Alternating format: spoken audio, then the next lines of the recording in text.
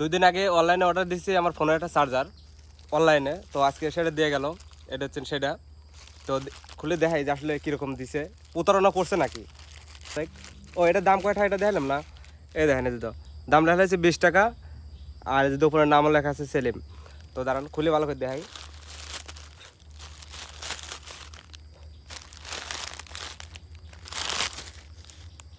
এটা আবার কি দিছে, তো যাই হোক এ হলো চার্জারটা একটু ভালো করে খুলে দেয়, দাঁড়ান গেছি। তো চার্জারটা অনেক সুন্দর আছে, মাথাগুলো দেখেন খুব সুন্দর। আর এটার দাম তো লিছে 20 টাকা। তো 20 টাকা হলে পরে দেখা যাচ্ছে কি হিসাবে বাংলা টাকায় কত আসতেছে, তাও প্রায় 600-র মতন আসতেছে।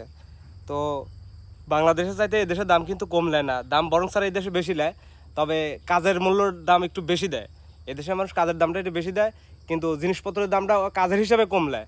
তো যাই হোক কথা ওটালে কথা হচ্ছে কি, আমার যেটা প্রয়োজন আমি ওটা নিয়ে নিয়েছি।